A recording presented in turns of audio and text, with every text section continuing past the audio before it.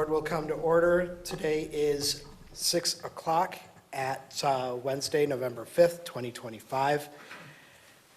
This is the day and time set for the regular Westland Planning Commission meeting for the month of November. If I can please have those in attendance, please rise and join us in the Pledge of Allegiance. To the flag of the United States of America and to the republic for which it stands, one nation, under God, indivisible, with liberty and justice for all. Amen.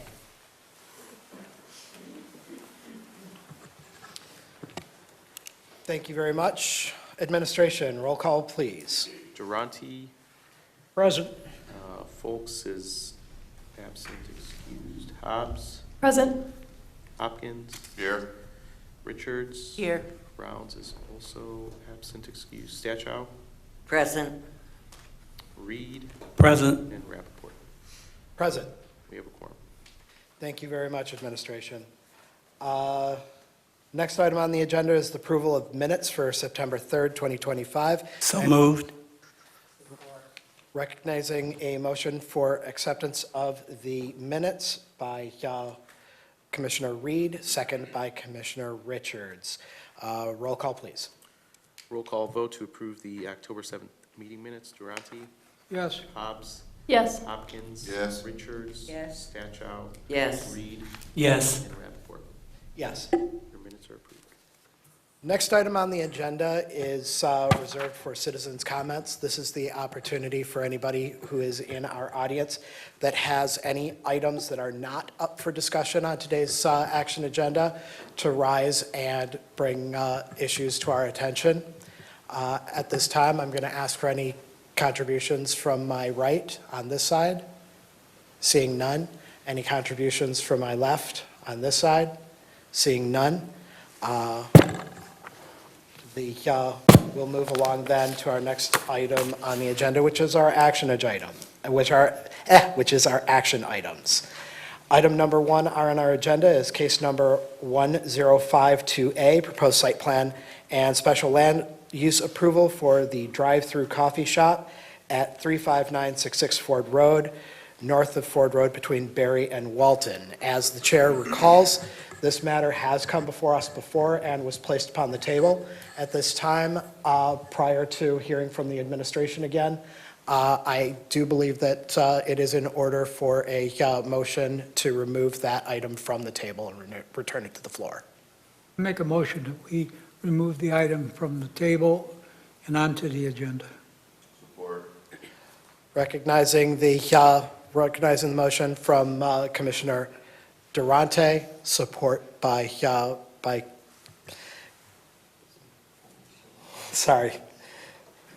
Commissioner Hopkins. All those in favor, please indicate so. Aye. Aye. Those opposed, nay.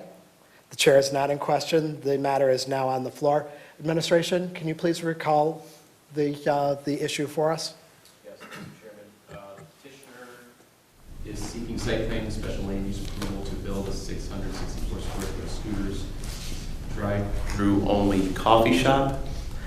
This redevelopment project will result in demolition of the existing commercial building on site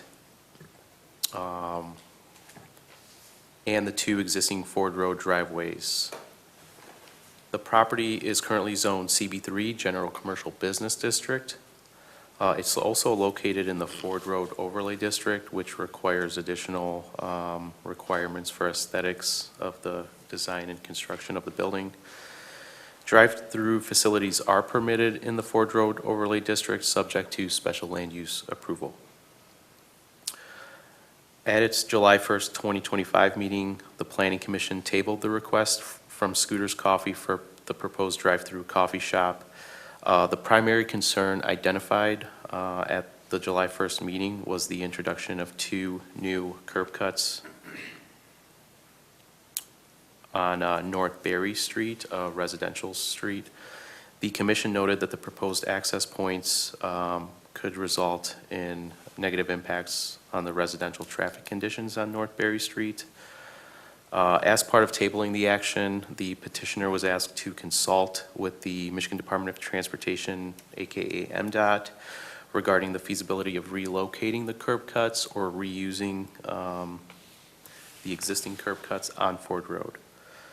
MDOT at several times indicated that it would not support access from Ford Road, citing even greater concerns, safety concerns specifically, on their trunk line Ford Road. Email correspondences between the petitioner and MDOT are included in your backup. I think there's something from the city as well and MDOT as well in your backup verifying this. The petitioner has returned to the commission tonight with a revised site plan that maintains the 2 curb cuts on North Berry Street, but includes design and operational modifications intended to address prior concerns. The planning department believes these changes will help mitigate traffic impacts on North Berry while also achieving a significant economic development benefit through the redevelopment of a long, considered somewhat blighted parcel. This is site plan. Okay. To help address neighborhood and traffic concerns raised at the July 1st Planning Commission, Scooters Coffee has proposed the following improvements and operational measures focused on safety, traffic management, and site aesthetics. I'll read these 4 points on the record. There's a left turn only exit being proposed. If you give me a second, I will highlight it on the screen. This curb cut here to the north is an exit curb cut. The traffic flow throughout this scooter's site plan, you enter here, make your way around the drive-through, and then exit here. So it's a one way in, one way out site development proposal. Originally, this curb cut was a regular curb cut like you see in most developments out in the real world. However, the developer has offered to redo the geometry to force left turns only. That way customers will not have the option of spilling out onto North Berry going northbound into the residential neighborhood. That was a concern addressed by some of the residents. So their only physical option is to go left. There will also be a left turn only sign posted there as well. There's some additional perimeter screening that is being proposed tonight as well in place of the previously proposed fencing along the residential property line to the north. A masonry wall meeting city standards is now being proposed and will be constructed if approved. So in this area over here along the residential shared property line. The petitioner is also requesting, and I think has received approval from MDOT to install a do not block intersection sign just east of Berry on Ford Road, so in this location over here. And I think we talked about this last time, but there's some improved screening in terms of landscaping, shrubs, and trees being proposed on either side of these curb cuts over here to help mitigate any aesthetic concerns that the residents on North Berry may have. The future land use designation for the site is city center, so it allows for a variety of commercial uses, drive-through being consistent with that designation. From a design perspective, the building will be built using stone, concrete block, and vinyl siding. Earlier today or late last night, I received an updated elevation drawing from Scooters. It will look like the elevation drawing up on your screen. I think prior they were proposing a building around 15 feet tall, which is not in compliance with the Ford Road Overlay District.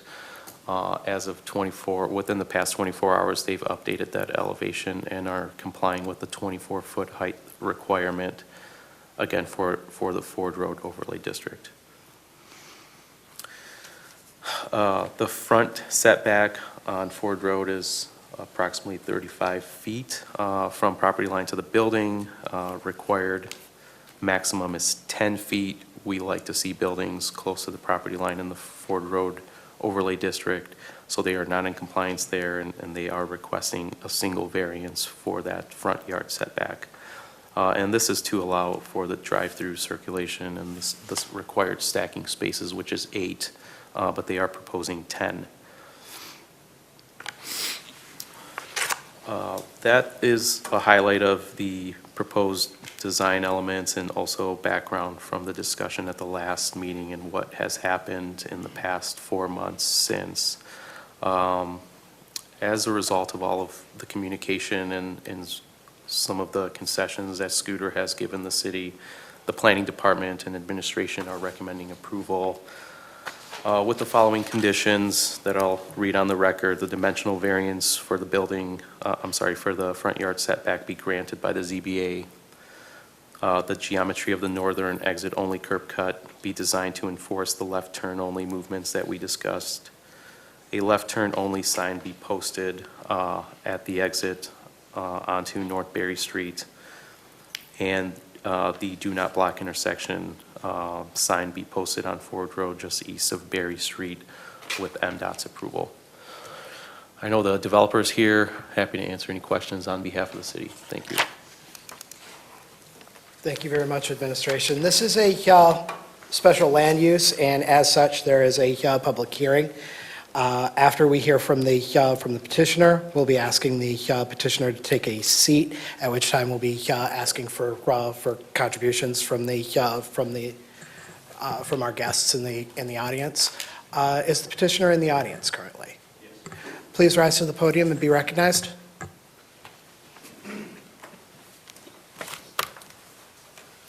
Good evening, Anthony Vella. And good evening. My name is Robert Curry, and I'm the family's attorney. So they've asked me to also participate if the committee would allow. With my permission, counsel. Thank you. Thank you. With the committee's pleasure. May we proceed? Please. Thank you. We'd like to point out the following. We are a Wayne County family. Our goal is to employ up to 20 people onto this property. You will see, as part of the package that we presented, I want to say in October 20th, we presented a statement of support by approximately 103 people up and down Ford Road, directly down that street of Berry Street, that are all in support of this idea. Here's what we are looking at. We are in a dilemma. We own this property. It needs to be developed. It is sitting vacant and unimproved. We've gone to MDOT at the request of this board, and MDOT came back and said, we're not going to allow you to give curb cuts or we won't allow you to use the curb cuts on Ford Road because we anticipate car accidents happening because of too much backup on Ford Road. Ford Road moves at a fast pace, and they don't need that sort of stuff going on. So they've obviously envisioned that sort of dilemma. So they've suggested that we come back with other solutions. The only pragmatic solution that we find that makes sense to an unimproved piece of property where I believe the gentleman that described this property called it blight. And the best way to improve this property, we are clearing it from the ground up and developing a brand new piece of development. It is going to be a fresh face, and the only way to do it is to come off of Berry Street. And then we were next concerned with complaints by people saying, once you get onto Berry Street and you get into the coffee shop, when people exit, the neighbors would be concerned that instead of turning left to go back onto Ford Road, people would be turning right. And those are valid concerns. We recognize that, which is one of the reasons why we came back with a solution, which was create that curb cut or put that geometry cut so that when you come up to the curb, you are forced to turn left. And in theory, you can turn right, but it's a very hard ability to turn right, coupled with the sign saying left turn only. So for those reasons, the best we can do is try and mitigate to a substantial amount to force people back on Ford Road. And practically speaking, if I'm getting up for a cup of coffee early in the morning, I'm pulling in, I'm going to be getting my coffee, and I want to get back on Ford Road because I have to be back at work. There's no pragmatic reason, there's no practical reason why anybody would want to turn right down on Berry Street unless they live down there. We would point out that as you look at our curb cut and our package, you will see 103 people, over 103 people supporting it, including the Westland Chamber of Commerce. We are trying to find a solution for a great piece of property. We are trying to develop a piece of property that Westland wants to partner. We want to partner with Westland. We want to take a piece of property that can develop a better, stronger tax base. We want to employ up to 20 other people. We are Wayne County residents. Every great reason why this should move forward is being presented before you. I would leave Anthony to go ahead and speak if you have any questions about landscaping, because honestly, I'm not the guy to talk about landscaping, and I'll give up where I need to stop. So, Anthony, if the committee has any questions about landscaping, because I believe that was a question that was brought up, if you want to go ahead and talk those issues. Thank you, Council, for your Thank you. eloquent advocacy. Petitioner? I just want to say appreciate the feedback and all the communication. If you guys have any questions about any of the design changes that we made, I'd love to answer those. All right, thank you very much, gentlemen. If you can please find a nearby seat, I'll open it up to the audience, and then we'll bring you back up for questions from the committee. Thank you for your time and consideration. Thank you. If there's anybody in the audience that would like to speak on this matter, now is the time to speak on this matter. I'll ask for anybody on my right who wishes to speak. Recognizing the gentleman in the Michigan hat. Come on up. Please rise to the podium and be recognized.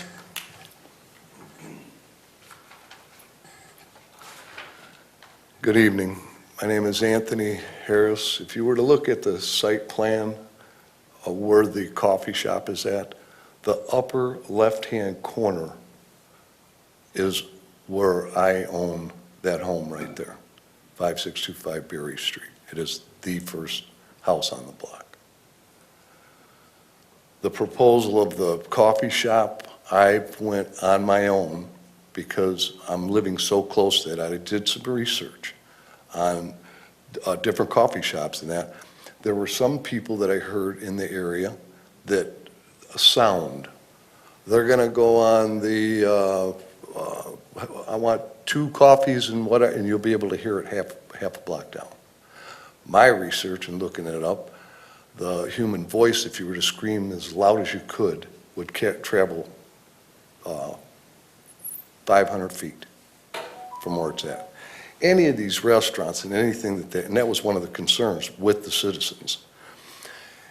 Any of these coffee shops, we've all been through them. We've all went through the drive-through. You couldn't hear 30 feet from where the speakers are at. So that concern gone. The left-hand turn going out of that, what happens because I have the property right there, I would be immediately to the right of that. I already have traffic from Ford Road. Sometimes it bugs me a little bit. People literally come off of Ford Road, come down my street, pull into my driveway and say, well, I guess I didn't want to go through here. They back out, they leave. I have, where my fence is located, is the sandwich shop there. Sorry, I had a stroke, and I have to think about what I'm saying sometimes. Subway, the Subway. If I jump my fence, I'm in their parking lot. There's absolutely no noise coming from there. They're literally, it's how many people go in and out of that place night and day.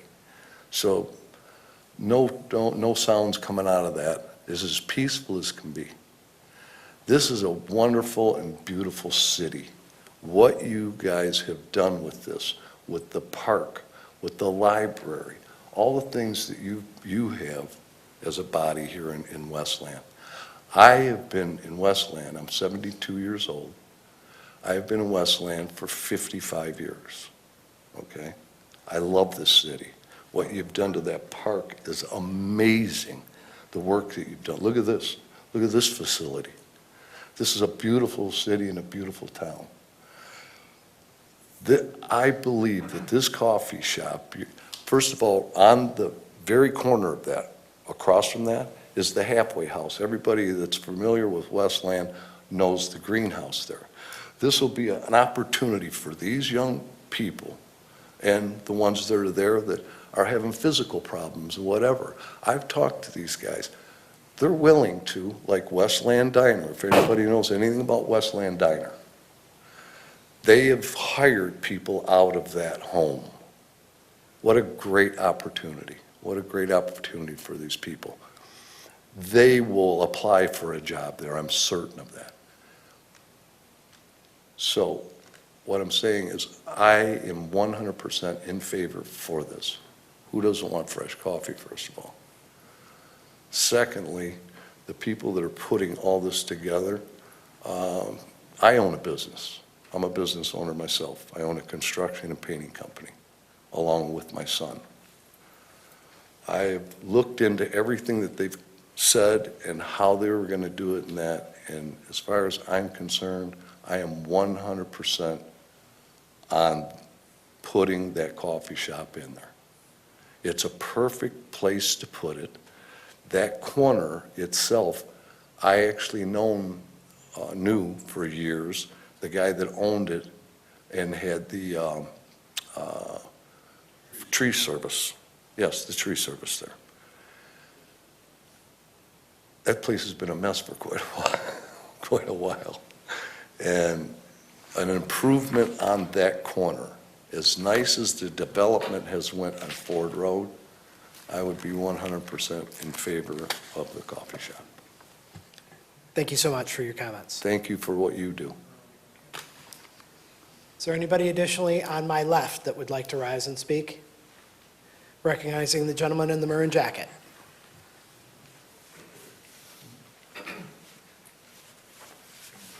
Hi, my name's John Schaefer. I'm a resident of Northbury, 5705. The coffee shop, the business itself, I do not have a challenge with. The idea of entering and exiting onto Northbury Street, I find to be a challenge. In the drawings, can anyone tell me how far it is from the exit of the coffee shop up to the stop sign? Administration, can you answer that?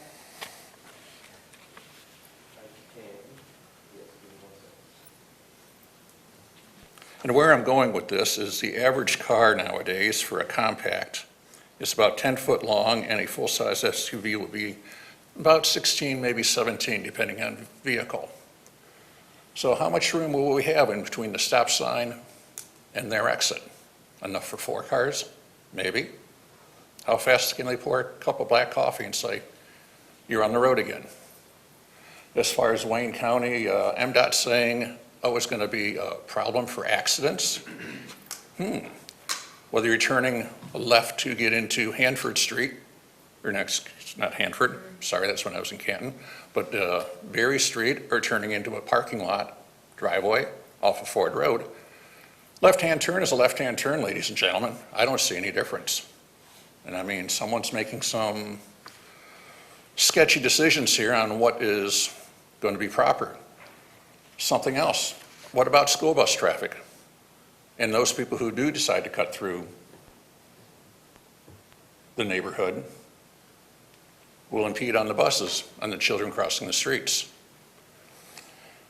I'm not sure where people will be turning around when they decide to go around that left-hand cut, as it's called. I do know I have a driveway that's at least 3 cars, maybe 4 cars wide if you have smaller cars that people can be turning around in. So I'll almost guarantee you my driveway is going to be a great place to turn around for folks who don't want to go all the way through and want to turn around coming out of that coffee shop. I don't find it to be a good idea. I'm not sure what's going to happen with the trash that develops when people decide to cut up and down that street. I know we don't have any trash from anything on the corner now, whether it be Subway or anything else in the area. And speaking of Subway, there's not even a speaker to make an order there. You go in and out of the building. So I kind of question the philosophy of saying Subway doesn't make any noise there. No, there's no noise there for Subway to make. But that's my thoughts on it. I think your decision will drop my property value quite readily.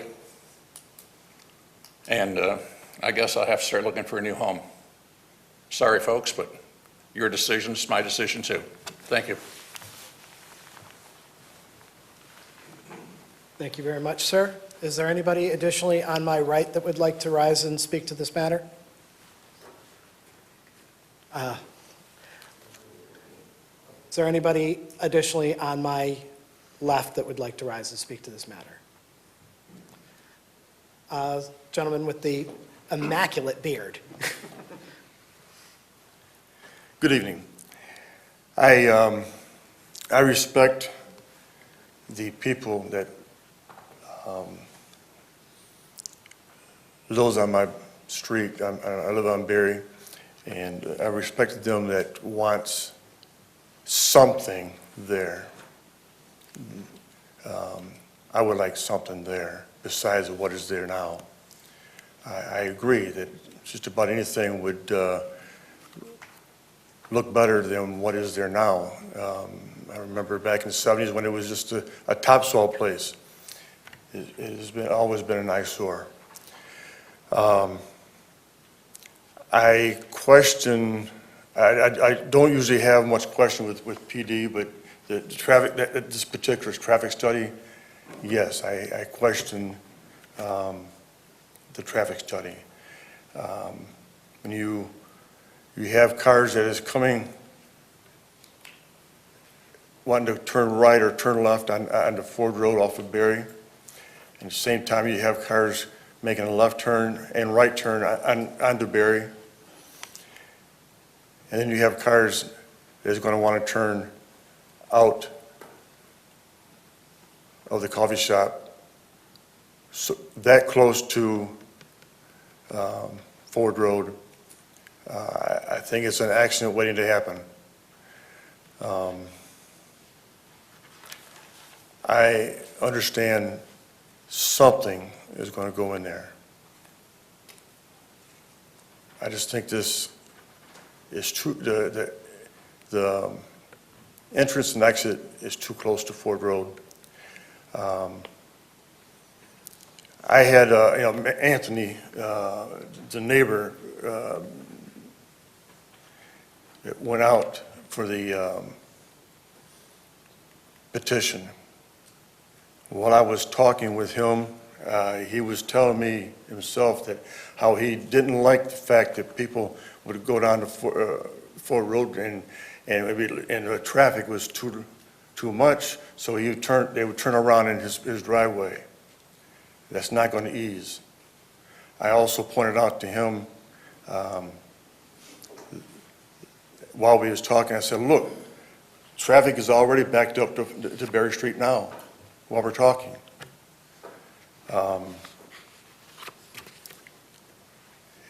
The developer didn't come out and talk to us. The developer did not take the time and come door to door for the petition. He got his friend Anthony, who lives on the street, to do so. The developer has never, I talked to the developer after the last meeting with, I believe, Mr. Reed. That is the only time that I have had a conversation with the developer. He never came to our house, never came to our street, nothing. I don't think that is good, somebody being good neighbors as far as a business. You look at the property now, how much disarray it's in. If they wanted to put something, have a business there, you would think that they would, first thing to do is clean up what they already have. And it's terrible. Thank you. Thank you very much. Anybody additionally on my right? Seeing none at this time. Anybody additionally on my left? I'm going to return to the right and the left before I re-recognize anybody, sir.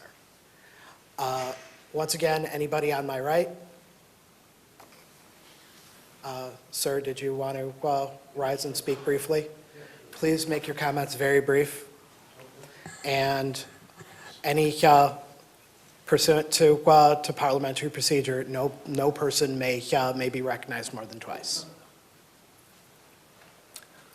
The traffic coming into my driveway is a month.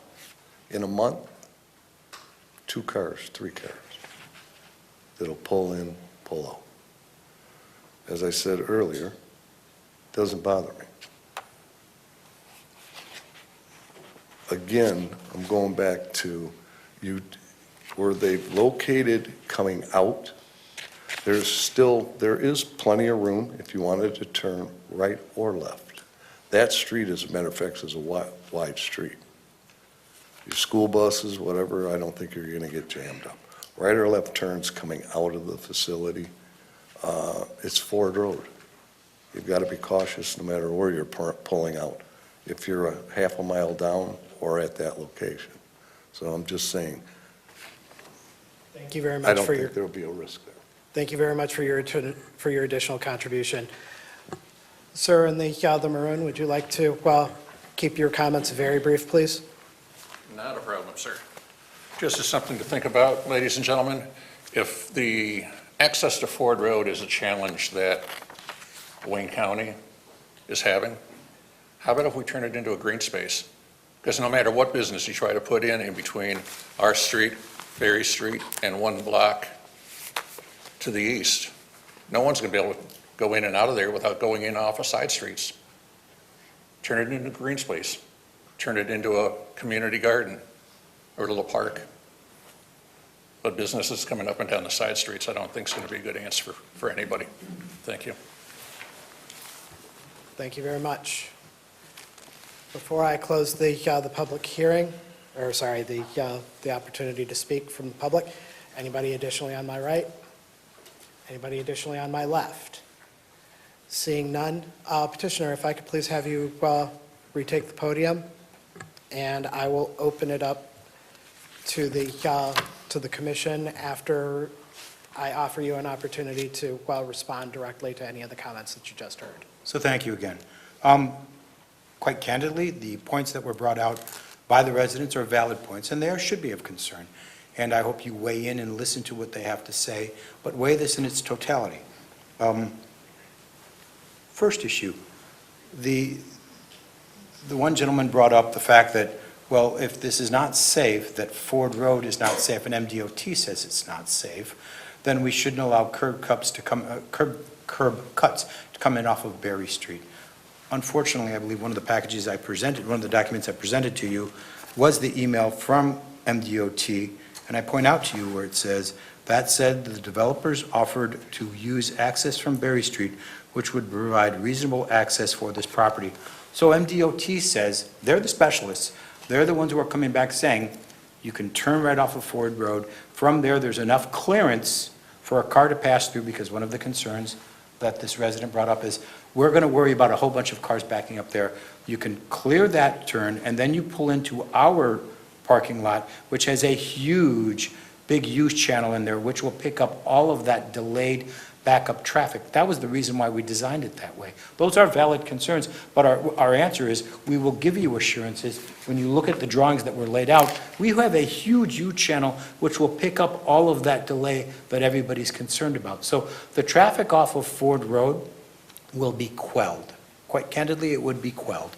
The same gentleman also brought up the fact that we are looking at property that should be turned into a green space.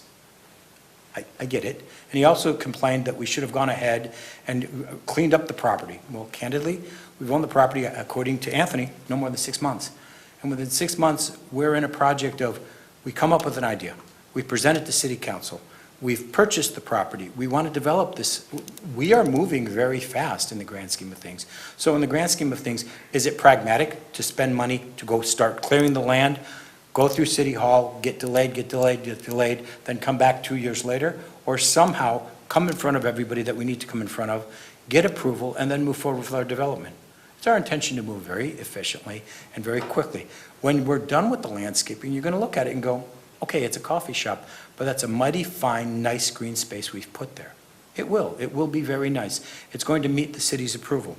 The other thing is this, candidly, this is zoned commercial. This property is zoned commercial. It is not a residential piece of property. It is not a green space. We're trying to find a solution where everybody partners and wins. When we take this property that has, quite candidly, been called blight, and we redevelop it and we make it something nice and pleasant to look at, we become partners. You get a Wayne County resident developing a property that brings a stronger base. What better partnership should we find between ourselves? Yes, the city has spent time building a brand-new facility right here. Yes, the city has spent time building up the parks. And we want to also participate, and in a business fashion. We want to go ahead. We're in here for business, that's absolutely true, but we want to do a business fashion that also meets those thresholds that people are concerned about. Thank you for your time. I hope that addresses the concerns. That is the most pragmatic solution, is to come up with the cuts off of Berry Street. MDOT says that, and we believe that's what we suggested, and we found a solution. So now we are open to any of your concerns. Thank you, Council. If there's anybody on the board on my right that wishes to speak, recognizing Deanna Stasha.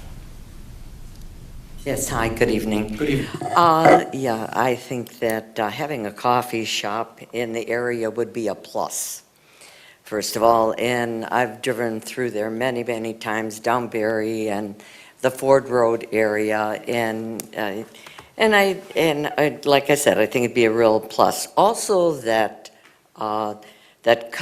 curb cut that you have designed now and configured is, I think, is an ideal revision to the site.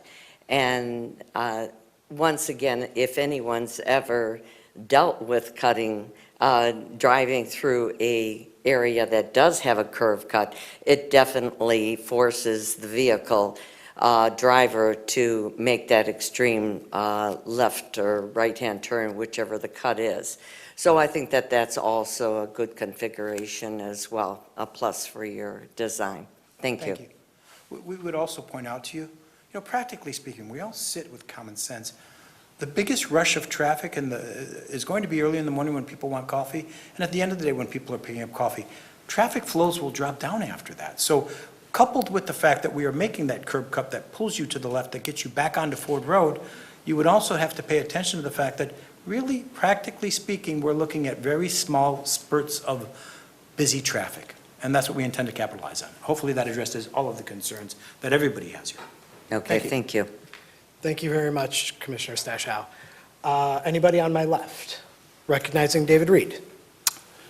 Through the chair to the petitioner, were you aware that a petition, somebody, like a resident, or like he said, the gentleman says this is of somebody that knows you, were you aware that he was doing a petition kind of pseudo on your behalf to get people to, because I'll be honest with you, for me, if it was all Berry residents, I'd look at that as a positive. I don't look at it as a positive or a negative because it includes Ford Road people, and no offense, but the Ford Road people, to me, it's mostly business. I don't see really houses on Ford Road that it's not going to really matter to me or sway me. I'm just saying, if residents haven't talked to you since the last meeting in July, is there a reason why you didn't take the time to try to maybe sit down and talk with them all, or just, walk through them? It was a good summer. We had good time, good weather most of the summer, and just so that, you have that good neighborly relations. I mean, I love the proposal, and I think, we can't really pick and choose everything we want, in a spot. If, I look at the ordinance and for special land use approval, and I can see that, you've met the burdens, and I understand with MDOT, if MDOT says no, there's nothing you really could do short of, changing legislation in Lansing, and like you said, that's years down the road to try to even do something like that. So I'm just wondering, was there a reason why you didn't take a little more time to get to know the residents and help sway them? So if I may, I've been doing this, I want to say 32 years. And for 32 years, all I have is my name and my reputation. I tell you today, the very first time I ever heard about anybody telling us that they're going to do a survey, their own practical survey, was today. When we first walked in, he goes, I want to let you know something. I went to Kroger's across the street, I did my own survey, and I told him, I go, you know what, please get up and say what you need to say, and the council is going to be more impressed with you than what lawyers have to say. So honestly, this is the very first time I ever heard that anybody did a survey. But speaking to that issue of survey, or speaking to the community, when you look at our package and you see 103 people say, we support this idea, isn't that the proof that we knocked on doors? What do you think of this idea? I'll be honest, I was asking the petitioner, not his attorney. I'd like to hear from the I petitioner. apologize. I I would like to hear from Mr. Vella, because I can see myself supporting this, but I also have to weigh the thing with the residents. I understand, sometimes things can be a little too picky, because clearly there's been no interest in anybody to do anything there. And I like scooters, and I totally would probably be a customer of scooters. But I think a little bit of, sugar goes a long way to try to, get residents to be on your side, because you want all of them, not only they'll be a customer, but they'll tell their friends about it. They'll recommend to people to come to your place and say, they're a great, neighbor, That's my concern, because you're the face of your scooters.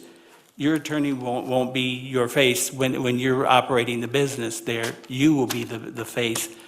And I would like to see residents and everyone involved, as many as possible, support you and say, this guy really went out of the way to do something to try to help us, understand it. I mean, I applaud you for everything you've done. You did what we asked you to do, and I can't see a practical reason to deny you, the ability to do this, because frankly, I don't believe there's anything out there that would even dare to try to develop anything of significance, whereas your coffee shop it's not a dense development. I think you've added quite a bit, like my colleague said, with the curb cut and to force the traffic. I think that's a great thing as well, because if, we say no, council says no, then that property sits there like that for another 20, 30 years. I mean, I know people that lived in the area since it was Nankin Township. I mean, it's been a donut place, it's been a hair place, it's been the tree trimming place. It's time to do something with it, and it's an opportunity, but I'm just wondering why you didn't put a little more time in with the residents, because every little bit helps. So, I appreciate the feedback. So, initially, when we started going door to door speaking to the residents, started with the residents directly behind the property. We went 4 houses down, talked with Tony, a couple other individuals, as well as all the businesses up and down Ford Road. So we went ahead and knocked personally. Some houses had no soliciting signs, passed on those, some didn't answer. With like a lot of the neighbors that we did voice their opinions, we figured after speaking with someone in the neighborhood, it'd be a good idea to have that person with the relationship, have those conversations, especially on the houses that didn't answer, had no soliciting that we tried talking to already. So got over 103 signatures, starting from the individuals closest, residents on Berry Street and Walton Street, kind of expanded it like that, and then went to all the businesses up and down Ford Road within a mile radius of the shop, or with the property, in addition to Westland Chamber of Commerce. So that was the route that we took. So we did take the initiative and did knock, go door to door, in addition to the help of residents in the street. Okay, well, I could appreciate that, and like even through the with the residents.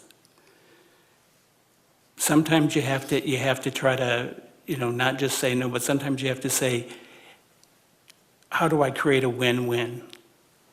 I think this developer has gone above and beyond to try to do everything he can. If MDOT tells him no, he's purchased the property, he's willing to do something, nobody else has been willing to do anything. And to the resident that talked about turning it into a green space, you were welcome for all these years to purchase that and create your own green space. I mean, he's willing to bring economic development to our city. We put a lot of, the city's put a lot of time into building things and improving things. It's 20 more jobs that, you add to the city. a job is a job, and, you know, we see now that jobs are far and few between in the country, you know, so I personally, I don't see any reason that I could not approve it, and so when it comes time to vote, I'm going to vote in favor of the development. That's all I have to say, Mr. Chairman. Thank you very much, Commissioner Reed. Before I continue, I'd like to remind our audience that your opportunity to speak on these matters has already elapsed. Please, if you cannot maintain decorum, have the decency to excuse yourself from the chambers. I do appreciate that many of you have strong feelings about this, but that is not an excuse to break with proper etiquette. We've heard you. That being said, anybody additionally on my right, recognizing Brian Hopkins. Sorry about forgetting your name earlier. It's okay. I don't really have a question, I have more of a statement.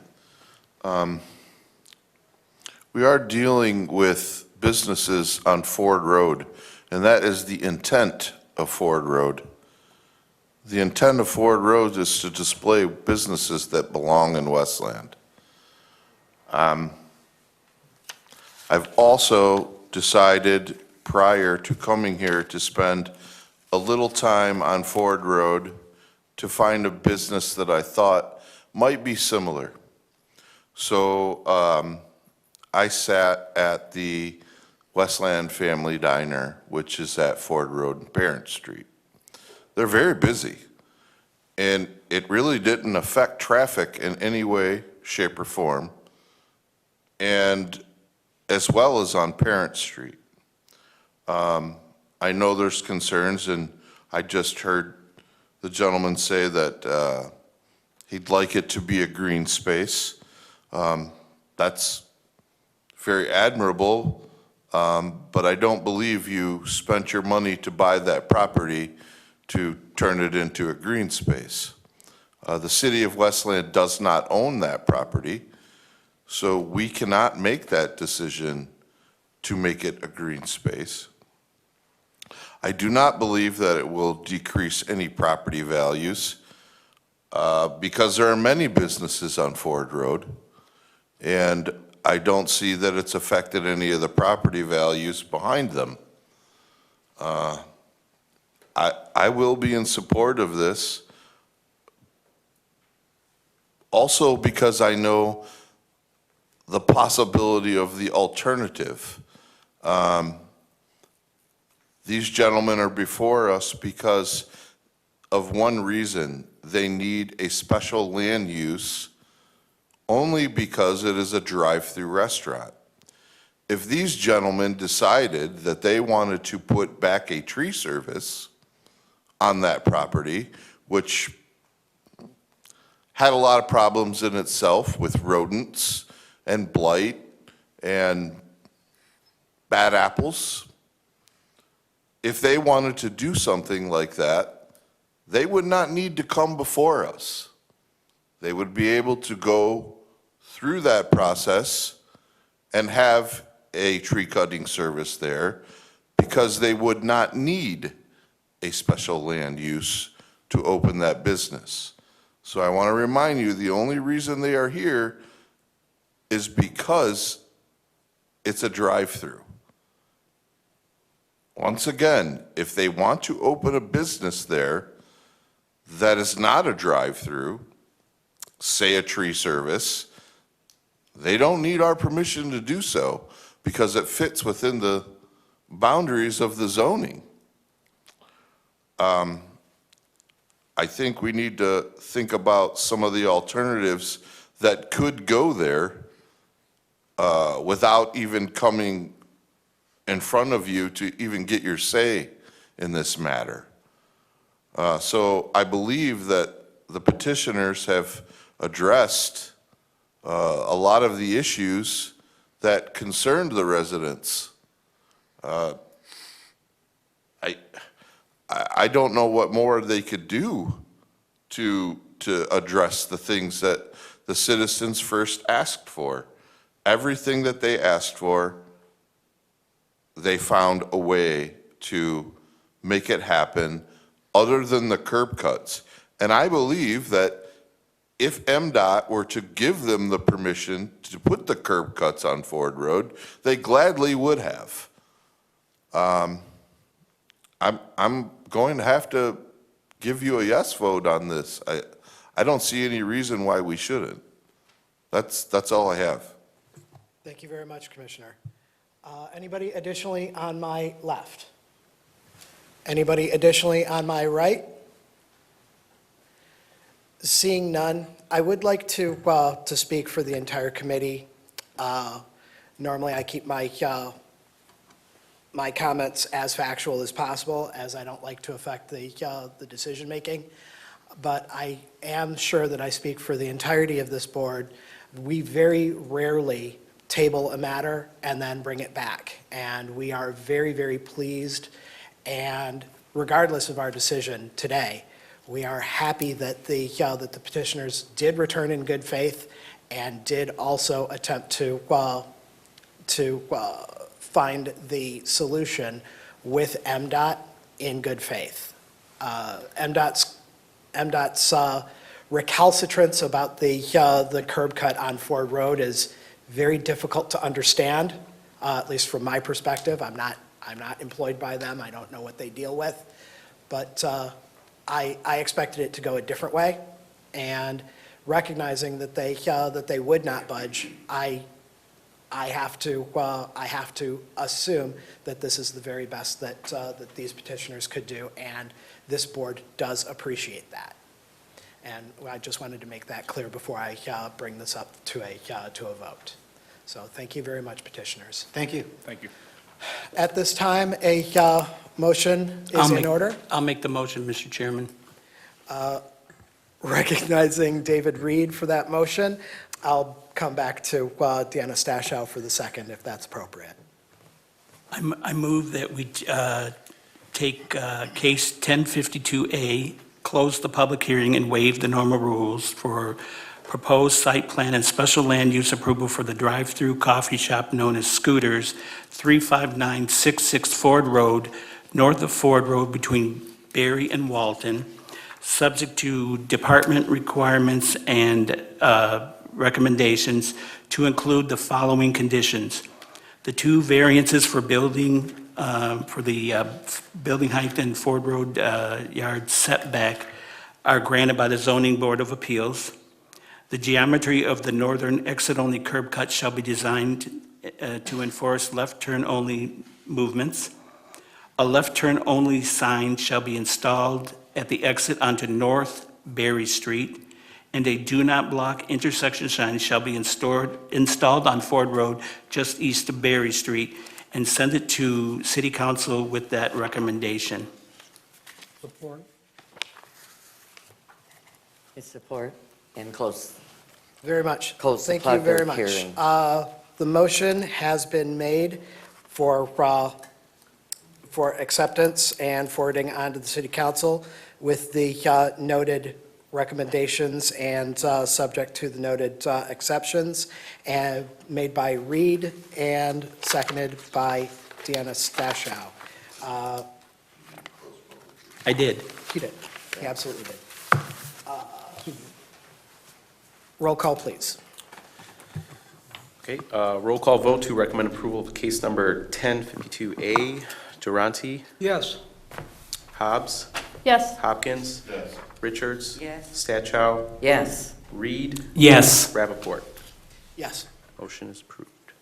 Thank you very much, gentlemen. Please be in contact with the administration, and they'll help you out with the next steps as you move on to City Council for your approval. Thank you very much. Thank you from the Planning Commission for your time and consideration tonight. Thank you very much. Thank you, Council. Appreciate it. Thank you. Moving on to item number 2, case number 2277, proposed site plan approval for a proposed single-family residential development at 35100 Bayview, south of Cherry Hill, east of Wayne Road. Is Pulte in the audience? Please rise to the podium.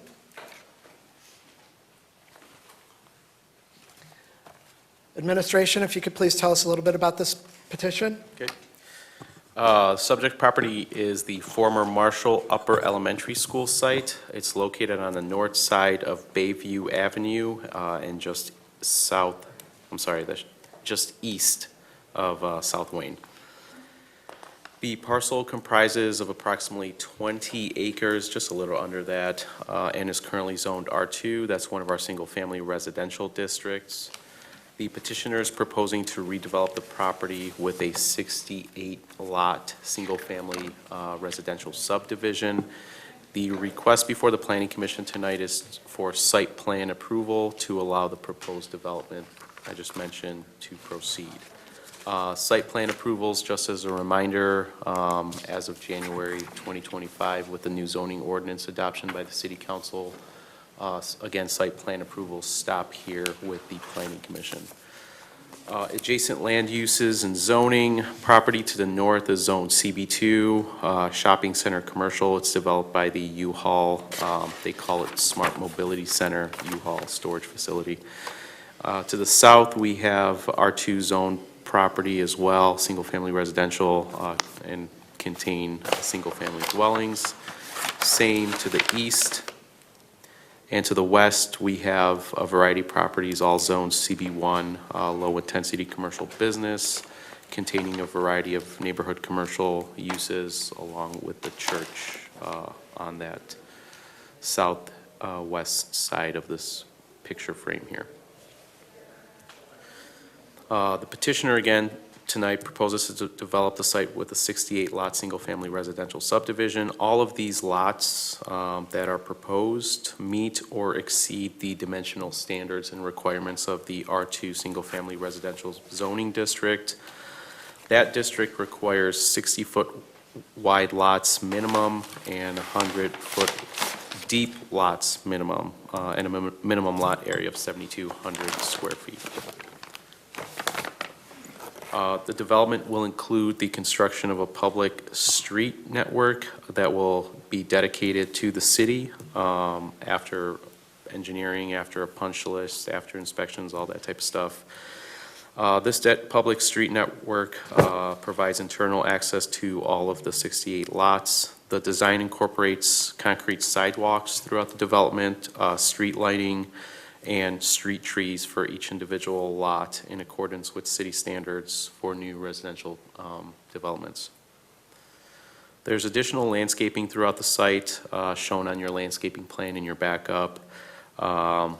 There's some landscaping installed along Bayview Avenue to enhance the streetscape and the subdivision entrance, which will also feature a monument sign with additional decorative landscaping. The petitioner proposes to construct, I don't have it up here, a variety of colonial-style homes. There's a variety of renderings of home types in your backup, and those are the home types that I assume will be provided to potential home buyers at the time of construction.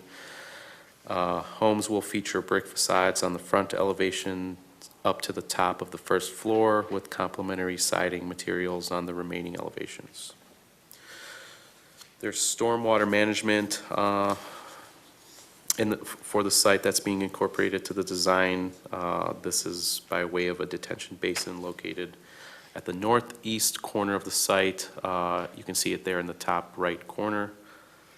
The design has been designed in accordance with Wayne County standards, who regulates stormwater runoff for developments such as this.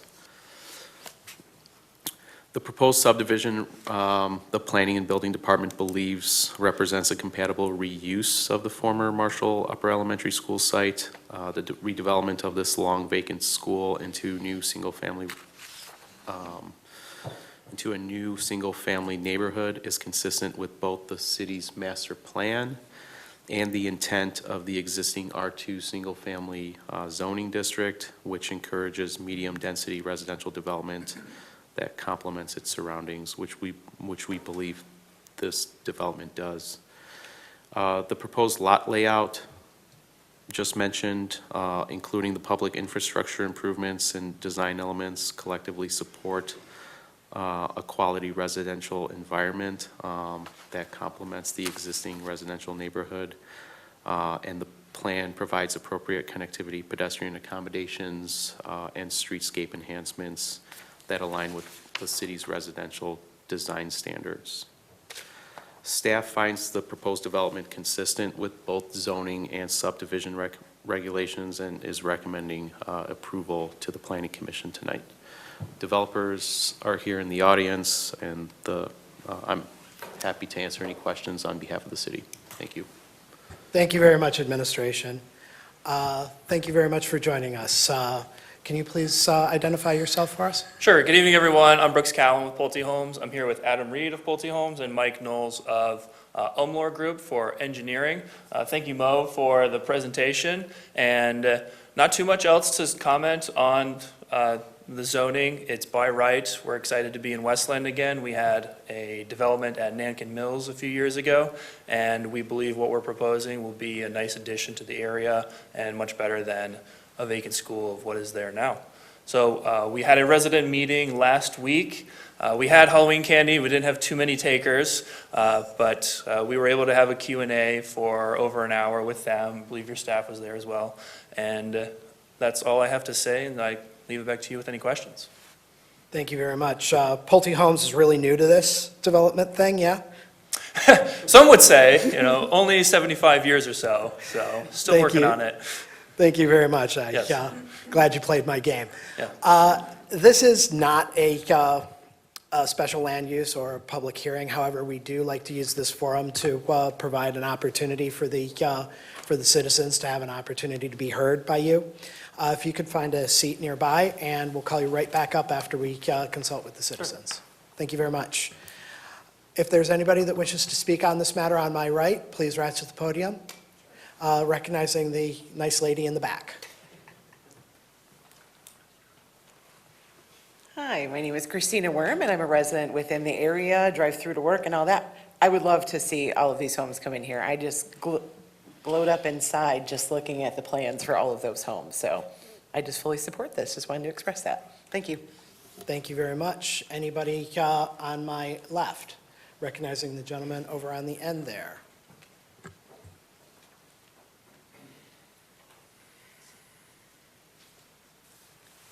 Hi, Bob Strussel. I was at the meeting last week, and we had talked about, my home is directly behind the first detention pond. Now, we talked about some screening there. I just want some assurances that there's going to be some sort of a screening, bushes, plants, something, trees, whatever, because it's basically 15 feet from my property line. Mosquito control. Is there going to be an aerator in either one of those? Is that something that a lot of places do or do not do? The other thing is the maintenance. Who provides maintenance for that? The HOA? Is there going to be HOA, you said, I think? Okay, so they will provide maintenance for that. I just don't want it to get too out of control back there as having a stagnant pond 10 feet from my property line, I'm all for the subdivision being built and everything. I just want to make sure that I'm not affected by a stagnant pond. So that's all I have. Thank you. Thank you very much, sir. Is there anybody additionally on my right? Seeing none, is there anybody additionally on my left? Recognizing the gentleman in the back.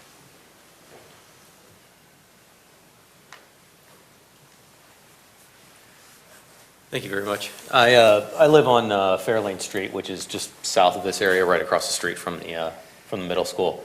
We have major issues with power reliability in the area, and I'm hoping that some serious considerations are being put into some sort of infrastructure in this area. We've had 5 outages that lasted longer than 2 hours in the past year, and I don't know that without any sort of infrastructure work, this would be feasible.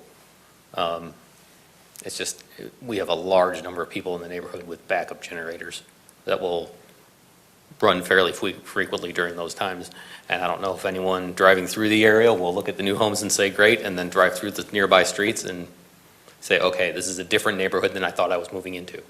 because we do not have a lot of colonial-style homes in this area. I'm sorry, can you repeat that? I don't think we have a lot of colonial-style homes in that area, similar to what they're planning to build here. That's all I have. Thank you very much, sir. Anybody additionally on my right? Anybody additionally on my left? Seeing none, I'm going to have the petitioner retake the podium. And if you'd like to comment, I'll give you some brief time to comment on any of the citizens' commentary. Sure. We're amenable to looking into landscaping up by the detention pond. If it's okay that we work with staff on any administrative approval, we would want to look into space between the access drive to the detention pond. I see Mo shaking his head. So. There will be landscaping within the pond naturally, correct? Correct. Okay. I believe they're referring to the eastern end of the property. Okay. Sure. And so, we can look into the type of landscaping to provide additional screening for that section. We're not opposed to that. In regards to bugs, we can contact our HOA and have them, monitor the detention ponds for any kind of mosquito spray. And with power, I believe that's a DTE issue kind of outside of our purview. Thank you very much. I'm going to open it up to the commission. Anybody on my right? Recognizing Mr. Hopkins. I see that these were actually single-family condos. So with the HOA, what kind of amenities are you providing under that HOA? So are you clearing all of the snow and the driveways and sidewalks and all that, or is this kind of partial? Right, so we have an HOA with our condo sites, and it really depends on what the city requires for public street versus private street. When it's required to be I think the word condo got lost in translation because I sometimes overlook it as well, but can you? Well, I describe- understand they're detached. Yeah, the plat, the way that the subdivision is platted is why it's called a condo. Right, and, we have an HOA, and if it's a public street where the city takes care of that, the HOA fees are much lower, but there'll still be HOA for sign maintenance and some of the landscaping around the front. Most Pulte home developments have an HOA, and then it depends on what the city requirements are, the fees and the associated amenities provided by the HOA. So it really depends on the location. Can you briefly describe what the difference might be from a single-family residence to a detached condo?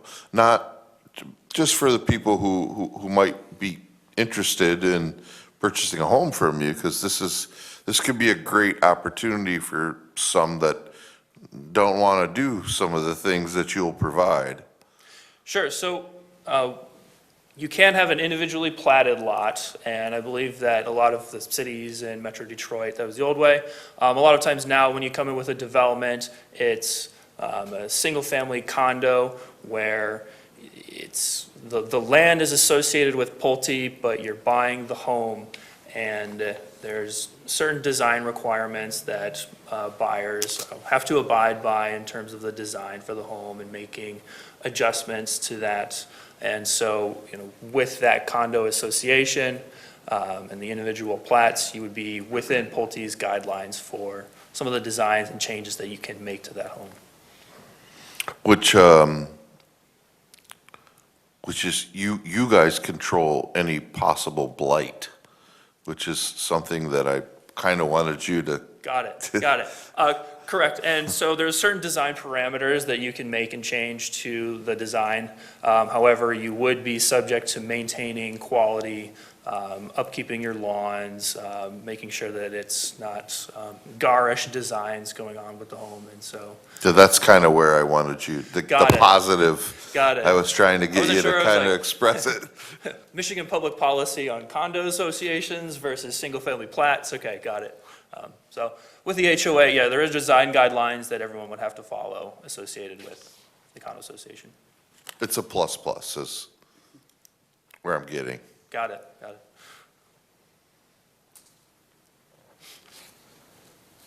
I'm done, thank you. Oh, thank you very much, Mr. Hopkins. Anybody additionally on my left, recognizing David Reed? I'm definitely glad that you guys chose this area because I don't think, for many who haven't lived in the city as long as I have, there really hasn't been a lot of residential building to this level in probably 40 years in that area. And it's definitely an area that needs this, and I think it's a perfect fit.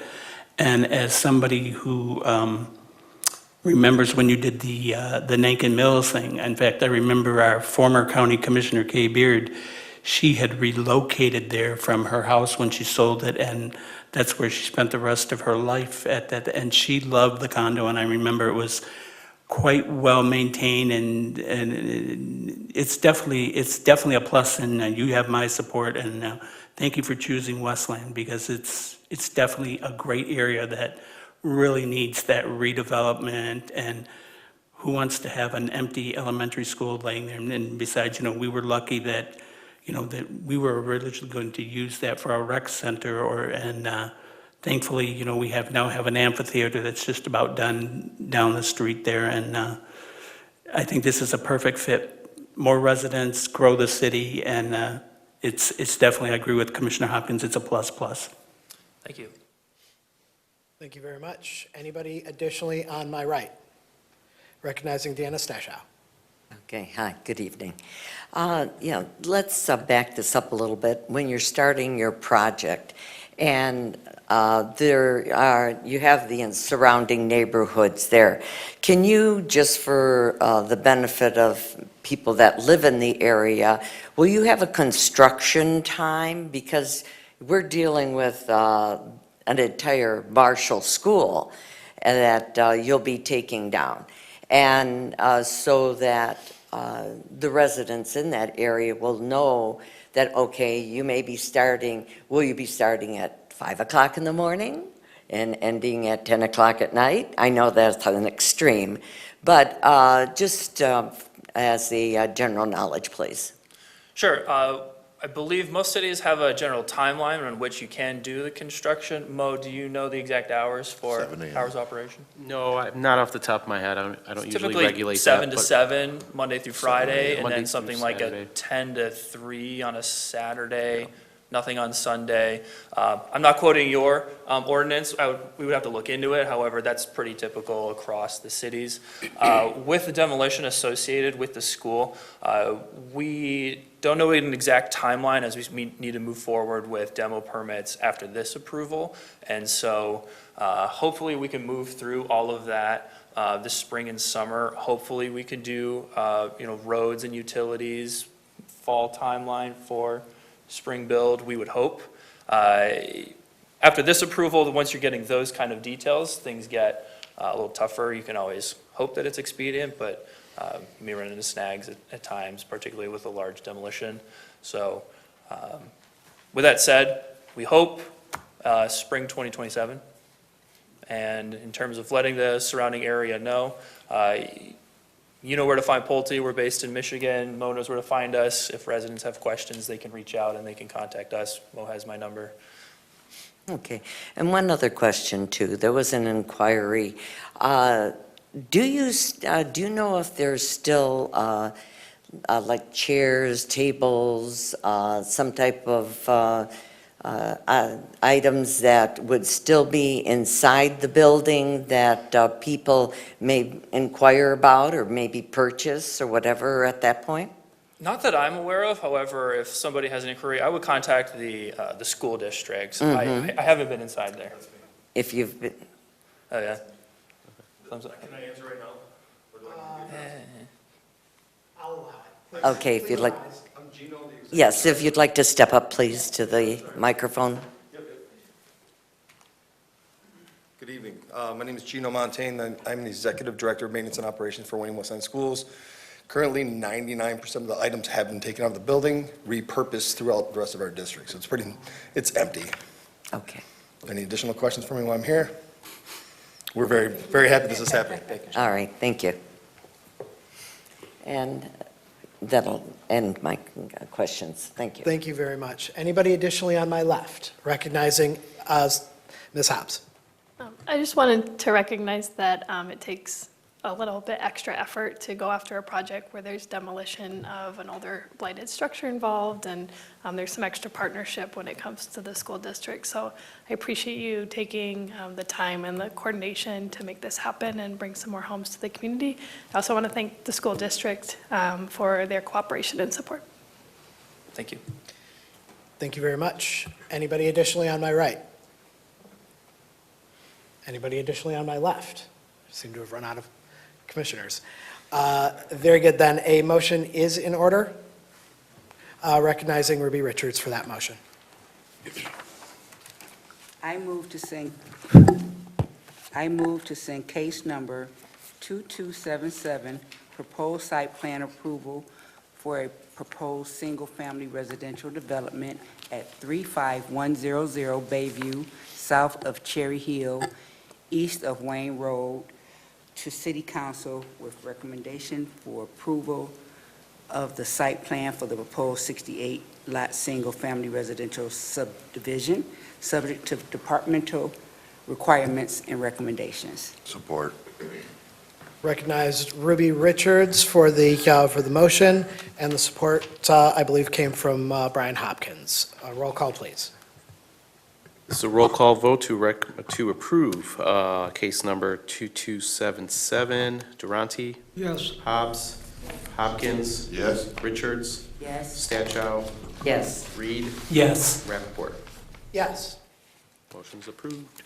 Thank you very much. Thank you very much. Before I excuse our petitioner, I do have a couple of things that I want to say.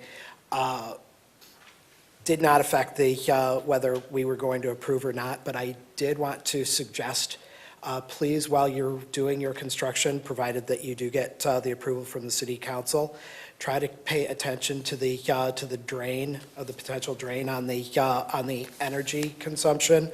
And if it is possible, please use your Pulte's considerable influence to get DTE to provide you with the power that your customers are going to require. Thank you very much. I realize and I recognize personally that there's a number of people who have an emotional connection to this site, and I very much appreciate that you're going to treat it very, very nicely. Thank you very much, Pulte, for stepping up. Thank you. We're excited. Good evening. I'm Mike Knowles with the Umlor Group. I'm the engineer and surveyor for Pulte Homes, and I just wanted to clarify a point of order that the Planning Commission approves this project and does not make a recommendation to City Council, and I believe Mo corrected that in the roll call vote. I just wanted to make sure that it's clear for the record. Correct. Yes, sir. Thank you very much. Fantastic. Thank you very much. Yeah, we approved it. Thank you. That having been resolved, I now call case number 1312D, proposed special land use approval for Westwood Apartments Dog Park at 37830 Westwood Circle, east of Hicks Road and south of Joy Road. Petitioner is Sean Sawicki II. Before I call the petitioner up to the podium, I am going to ask that the administration give us an update as to the status and the nature of the petition. As I understand it, the dog park is already in existence. It is, yeah. This is save the fun one for last. So the petitioner tonight, and I don't know, I haven't seen the petitioner face to face, so couldn't I just have them raise their hand if they're here? Okay. You are the petitioner with them? They're the petitioner? Yes. We are. He's my attorney. I work for him. Okay. Who's representing the apartments? Okay, got it. Thank you. The petitioner is requesting site plan and special land use approval to retroactively authorize an existing 4,400 square foot dog park. This is at Well, the facility was constructed prior to obtaining the necessary approvals, as the petitioner was unaware of the requirement, as stated to me. The dog park includes 2 separate, fully enclosed areas, one designated for small dogs, I believe, and another for large dogs, and will serve the residents of the Westwood Village Apartments, where the dog park is located currently. And I believe only accessible to those residents, but I'm not certain how that all works, if there's a code or whatever the logistics is behind that. It is surrounded by a 5-foot-tall black vinyl-coated chain link fence with privacy fabric as indicated on the site plan, or at least that's what's being proposed. Although the dog park functions as an accessory use to the apartment complex, it requires special land use approval under the zoning regulations. So again, dog park is existing. I understand it to be open from sunup to sundown, used by the Westwood Village Apartments residents. Petitioner was unaware that it required city approvals. I was notified by an attorney representing the adjacent residential dwelling over here, I believe. And at that point, immediately notified Westwood Village Apartments, who immediately applied for special land use approval. And so we are here today. The Planning Commission supports this proposal. It's unfortunate that it's already built, but understandably that sometimes people don't understand the codes, but they are and have immediately been willing to comply and have shown that tonight. So we are recommending approval. I'd be happy to answer any questions. I'd like to know, and should have probably asked this before tonight, but how the residents will be accessing the dog park and how that will be controlled for residents themselves. That's the only question I have that's outstanding. Thank you.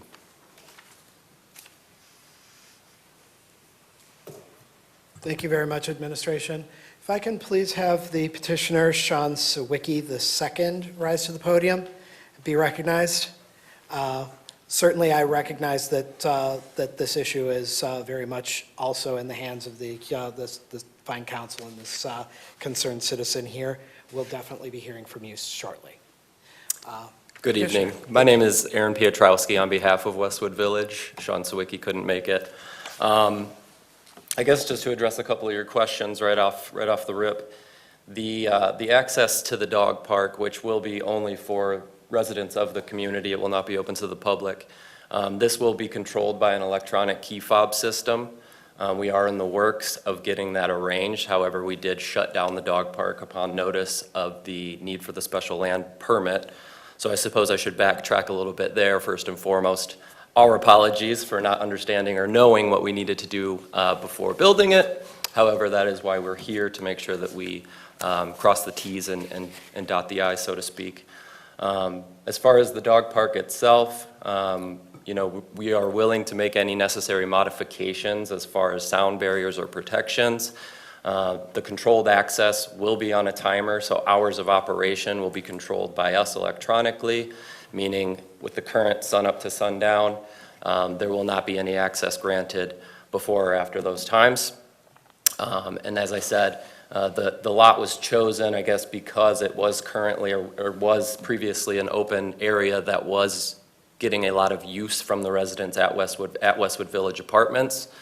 So, part of our motivation here, we provide homes for over 1,000 families, and we have for 50 plus years now. And in such times of uncertainty, economically, society, however you want to phrase it, it's important to us that we put things back into our community that our residents need. So there is no additional fee for this. This is an added benefit. Our residents at the community spoke. This was something that they advocated for. We listened a little prematurely without coming before this board. However, it's our belief that it adds to the value of the community, and it enriches the lifestyle, particularly of the dog owners that live at the community. Thank you very much. This is a special land use and therefore a public hearing, so I am going to ask you to take a seat. We'll ask for contributions from the audience, and then we'll bring you back up and open it up to the council.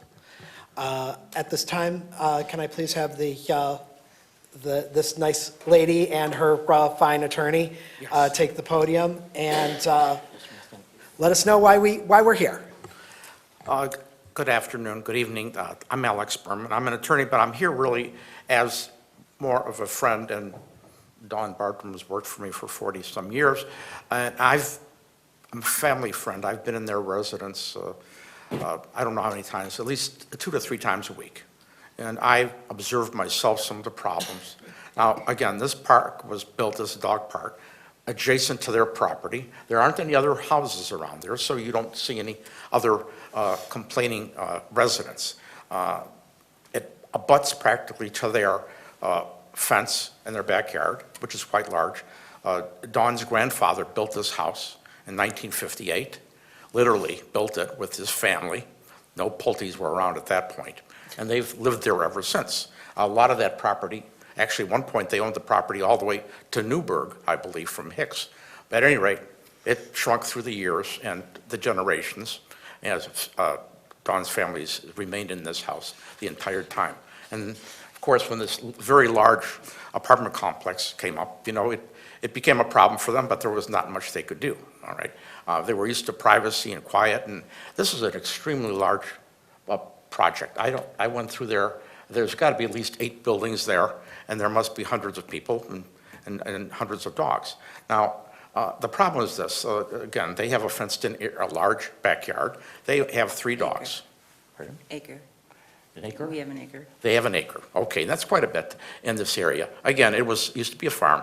I think it was Nankin Township back then. Does anybody remember that name? I've been around a long time. At any rate, what's happened, and I've observed this, these dogs, they don't stay in the confined area necessarily, and that fence of the dog park is 20 feet away from their fence, their backyard, which is pretty close. And these dogs don't just stay in these little confined fenced-in areas. They're walking around, people walk them around. They poop against their fence in the bushes, which is a problem. They can't reach it to clean it up. Nobody cleans it up. It smells all the time. But the main problem is noise. And it's to the point where it's such a intrusive problem. It's causing sleep problems for Dawn, who works for me in the evenings. And I've observed it myself. You can hear these dogs anytime, from morning till night. Windows are all closed, and you can still hear the dogs barking. Now, what happens is, when their dogs are in the house, they respond by barking incessantly, okay, in response to these dogs. And of course, when they're outside, we have film of this on our phones, but the dogs go wild, and there's barking and all kinds of stuff. It's a nuisance. And had we had the opportunity to speak before this was constructed, we may have had a chance. But they had no warning, no notice. Just before Labor Day, this thing opened up, and it was pandemonium ever since. They were not consulted. They were not asked to respond, to make any comments on this. And again, it's really disturbing their daily life in a significant way. And again, I've been in the residence during the day with all the windows closed. We still hear the yapping dogs.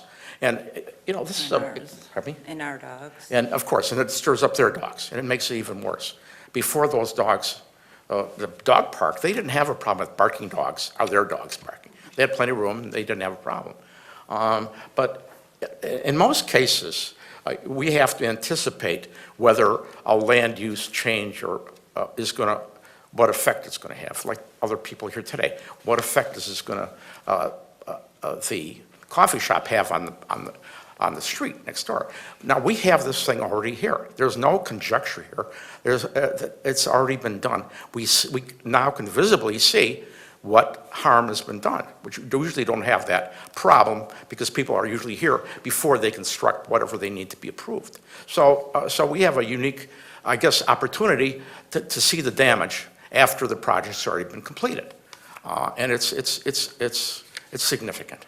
And again, the noise, the smell from the, and again, this is just adjacent right to their back fence. And it's truly an annoyance and more than that. So again, this thing should be taken down. Okay, it's just two fences, basically, two areas that are fenced in. It would not be a great expense, and they have a tremendously large property, and we'd like this thing moved away. There aren't any other houses there to be disturbed, and why they didn't notify the Bartrams beforehand, or again, because they're the only neighbors there. So we're requesting really that this special land use be denied at this point. Thank you. Okay, all right. Council, you're not going to receive a decision at this point. While you've spoken your piece, please find your seat. I'm sorry? You've spoken your piece, please find your seat. Yes. I'll do that. I'm sorry. Is there any additional comment from the citizens on my right? Please, sir.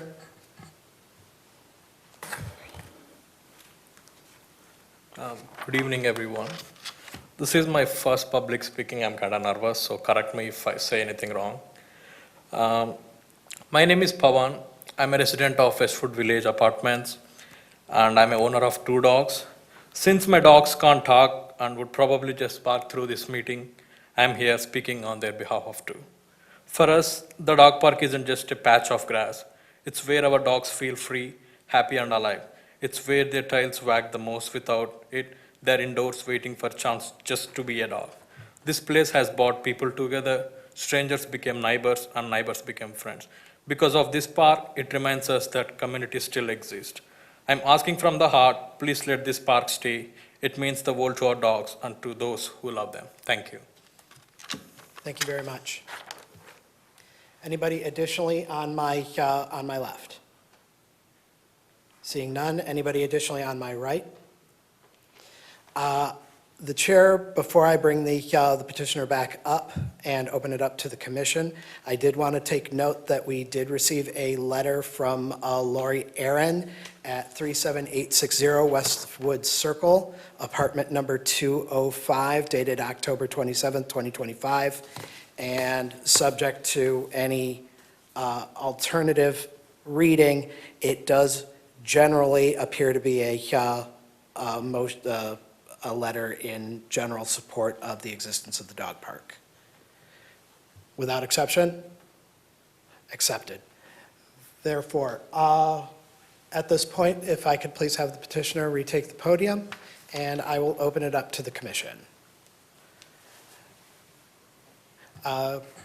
Petitioner, did you have anything that you wanted to state before I open it up to the commission? I don't believe so, not at this time. Thank you very much. Anybody on my right? Recognizing Deanna Stashow. Yeah, hello. Hi. I am a dog lover too. I don't own a dog at this time, but all my life I have. So, I have a question about your park. Now, do you have a list of requirements as far as the dog owners being always accompanying their pet as well? And also, do you provide maybe an area, they do have like bags at casing that you can put out there for the residents to be able to pick up all the time the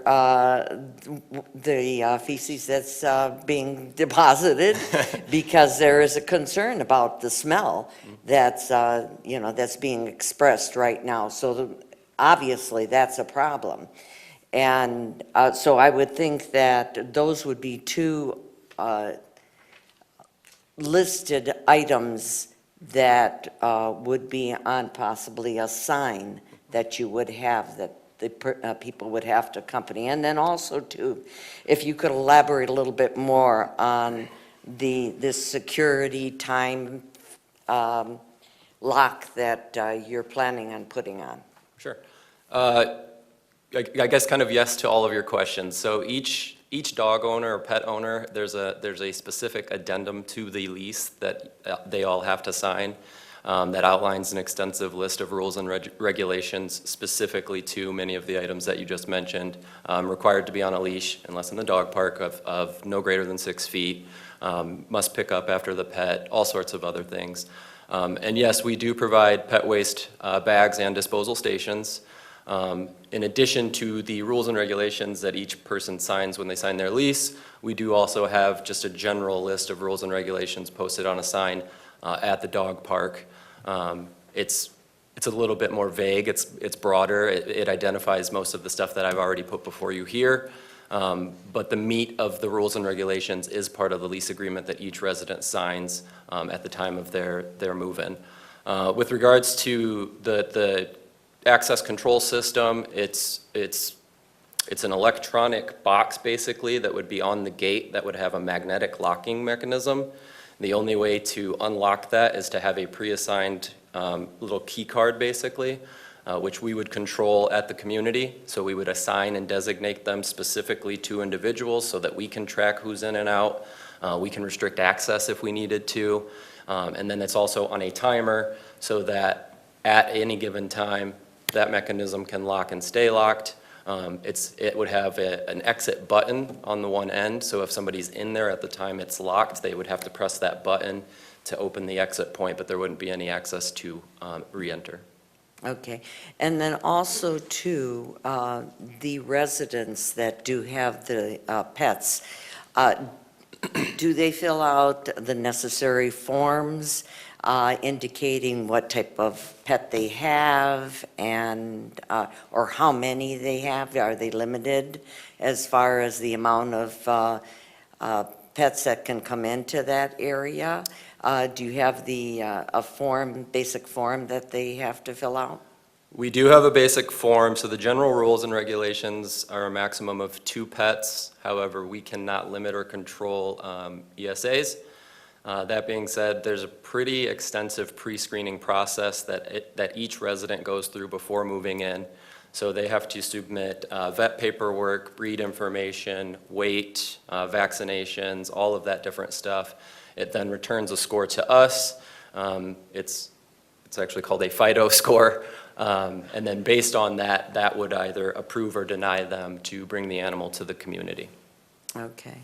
And is there maybe something also set up to where if a person does not comply, that maybe they get a write-up for that particular violation? Yes. Yeah, I mean, outside of, standard lease violations, which would apply to any violation of the lease, I guess it's all kind of case specific. So we do have some extra checks and balances in place specifically for unauthorized animals, which typically starts with some additional fees. Most people don't like that.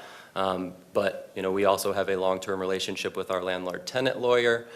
So moving through the process to potentially remove those people from the community if they do not adhere to the rules and regulations is something that we can and will do. Okay, very good. Thank you. You're welcome. Thank you very much, Deanna. Anybody additionally on my left, recognizing David Reed? Through the chair to the petitioner,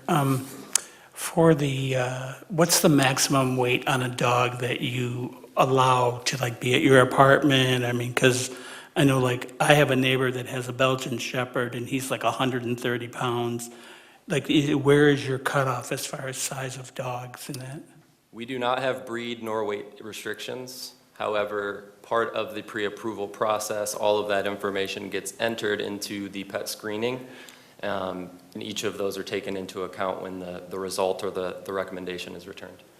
And then, how often do you or your maintenance staff check the status of the park to make sure people are picking things up, to make sure there's not a smell or whatever? Because I know some dog parks, they're pretty heavily maintained, especially if you go to Northville or Plymouth, they check them multiple times a day to make sure. And because I'm thinking about the resident there, and I would encourage you both to kind of have some discussions and talk to each other rather than at each other to try to make it a win-win. I mean, people, people need dogs, let's be honest. People need pets nowadays, but you also need to enjoy your property. And I would just say maybe now might be the time to develop a relationship to say, hey, if I have an issue, can I call you directly and will you respond, in a timely manner? But how often are you checking that park to make sure it's up to par? At the very least, Monday through Saturday, first thing in the morning. That's it? So just one time, you don't have somebody before the end of the day to check? Because let's be honest, if it's even if it's a winter, or you could say even in the summer, dogs, they do their thing, as you well know, 24/7, and especially if you're closed down at sundown, like you have now, you have daylight savings time. 5 o'clock, it's dark. I can't imagine them, saying, well, okay, I can't get in the dog park, so I'm gonna walk them down, down the road, down on Joy Road, because I'll be honest, I travel that way a lot, and I live on Joy Road, the other side of Newburgh, and I see a lot of people walking their little dogs and doing that, and, I think you guys have been a good neighbor, at least as long as I've lived in the city and in that area, which is over 50 years. You guys have been a very good neighbor over there, especially when you've had the tragedies with different fires and that, and I just want to try to make something for the resident, because I don't think she probably doesn't want a dog park there. She just wants to be able to enjoy her property. And I mean, let's be honest, we can't get any dogs to be quiet. I mean, dogs are going to bark whether you want them to or not. They're going to bark. That's just the nature of the animal. But I think if you could kind of work together and maybe put in some better, some more checks into making sure that the park is looked at more than once a day. Because honestly, I don't think once a day for 1,000 homes, and if everybody's got it, I really would not say that that's sufficient. Sure. Especially if you don't have a weight restriction, because, I mean, you get some dogs over 70 pounds, it's like you think, wow, is this like an alien or a mountain? Let's be honest, whereas you have little Yorkies, you have to even search for that. So, I would encourage you to, get with that neighbor and work together and maybe exchange numbers and try to see what you can do to kind of make that better. And then I know they make things that almost like granules that you can sprinkle along the fence to mitigate even smells and stuff like that, because I'd be the same way. I don't want to smell anything. Sure. I'm going to do my best to tackle all that. I'm going off memory here, so if I miss something, just circle back with me. Okay, I appreciate that, because I think if you guys could kind of work together, make it a win-win. I think it's good because having them as a neighbor, they'll be able to see things that you may not see when you're closed. Of course. And they can report that, and vice versa, kind of like you work out, because I would say that portion of our city is one of the nicest areas in Westland and one of the higher values in Westland. So, take the time to really, work together. At least I would appreciate that. Yeah, no, actually, I appreciate you saying that, and shame on me, but extend my apologies to the family as well for not following the necessary protocols or not being aware of it. I'll claim ignorance on that one. I guess in regards to some of the comments and the questions that you made, yes, it's a larger community. Yes, we do have a lot of dog owners, and I've been doing this for a long time, and I promise you, our residents, they don't want any of this stuff either. And they're not going to be shy to tell us if somebody's not picking up after their animal in or outside of the dog park. Not to mention, our maintenance staff throughout the day, they're constantly going throughout the community servicing our apartments, our residents, and our common areas. They're trained and taught, if you see it, you pick it up. And the last check and balance or step that we have in place as part of our pet screening program, we also have a partner, it's a pet waste program. So each pet, when they move into one of our communities, they have a DNA swab done. That goes to a database. we can actually then collect waste samples, send them in, and it will identify whose dog was not picked up after, where then we have recourse for those residents. Wow, that sounds like Big Brother in Georgia or else in 1984. Jeez. How much does that cost? I'm It's wondering, not cheap but, and it's not ideal. but yeah, if you could at least do that, I think that would make it a win-win, because I think, I don't think they necessarily oppose, they just oppose not being able to enjoy their property. And, I mean, I don't know, but other than an obedience class for anybody's dogs, that's about the most you could do with dogs barking, because like I said, they're gonna bark whether you want to or not. Yeah. I mean, I've had dogs that just, that's all they want to do is be heard, and they don't care if you want to hear them or not. But just work together. And I would say, I would probably put something into your check of the dog parks to more than once a day, just to be able to make sure that, hey, if you catch it before it becomes bad, it's better. Because I know I've had neighbors, and I live in an area where a lot of owners, they don't even clean it up in their yard, and I mean that can bring rodents, squirrels like crazy, possums, raccoons, snakes. And I know I personally wouldn't want that. And like I said, I think if you just work with them and you work with them and say, hey, building number 3 there, it sounds like a dog pound going on, then you let him know he can go over there and check and see, okay, maybe we've got 3 extra dogs over here and that, but try to make it a win-win, and I'll be in support of it. Thank you. Yeah, and just to revisit one of my earlier comments, we have already investigated some sound barriers that we can install along the perimeter of our dog park fence. I don't know how much those block the acoustics of a dog barking. We can only try it and see. But in regards to any disturbances that it causes, the neighbors here or anybody else, it's a concern to us when it becomes a concern to somebody else, and I promise you, we have the same diligence to address those issues. Thank you very much, Mr. Reed. Anybody additionally on my right? Recognizing Sam Durante. You said you had a screening program when they entered or they applied for an apartment. What do you do afterwards? As far as shots and everything else, how do you keep up with that? So each resident has to update their pet information annually in that database. Okay. So as you've part got of their something in place for that? Correct, yeah, as part of the lease renewal, they would basically have to go through the entire process again. Okay, thank you. Thank you very much. Anybody additionally? Oh, recognizing Ms. Hobbs. I'll be quick. I just want to say, if the screening that you put in to address some of the sound complaints is vegetative, just make sure that your maintenance people are aware that that might cause an increase of people taking the dogs to the area. So I guess maybe just balance that out. You put more trees in or more bushes. I have a dog. They love bushes. They love trees. Like, that's where they're going to gravitate towards. So just be sure to balance that out, I guess, as you're trying to address the problem. Understood. Thank you. Thank you very much. Anybody additionally on my right? Seeing none, this is a little bit of an interesting case, because we have a petitioner before us who's already taken time to and some expense to improve the land with the improvement of a dog park without actually going through the process that we would prefer that you go through before you do that. Obviously, that was one of the points that the fine attorney actually did mention. I did want to make it clear that that's not necessarily disqualifying before us.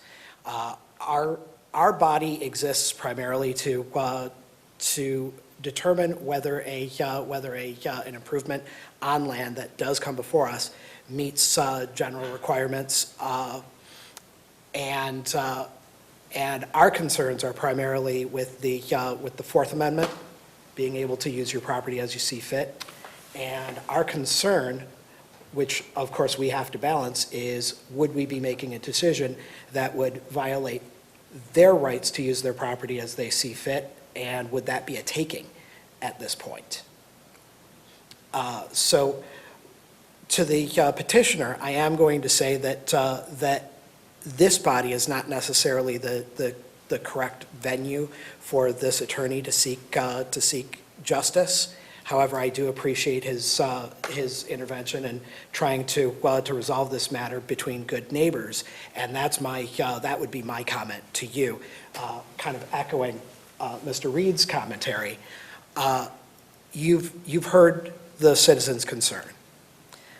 Other citizens, other residents aren't going to be nearly as affected as that particular one because of her location. She is going to be nuisanced more than another resident would be. So certainly, anything that you could do reasonably to minimize that for that individual, knowing and assuming that she has the good intention and goodwill for the rest of her neighbors, not to have her desires overrule theirs, then certainly I think that there's certainly, as Mr. Reed pointed out, that there's win-wins to be had. So that being said, a motion is in order. Recognizing Mr. Reed for that motion.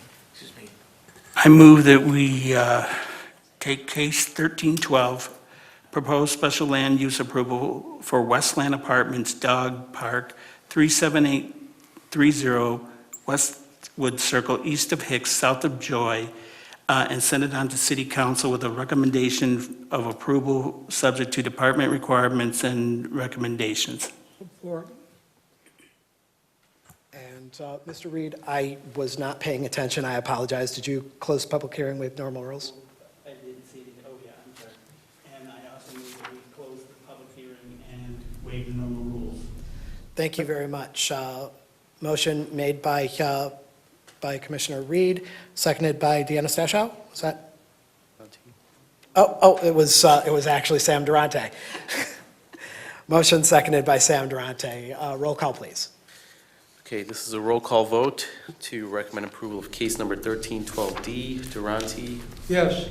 Hobbs? Yes. Hopkins? Yes. Richards? Yes. Stachow? Yes. Reed? Yes. Rappaport? Yes. Motion is approved. So thank you very much. From here, we pass a recommendation along to the City Council. The City Council will hear your petition. We are recommending approval of the undertaking that you already undertook.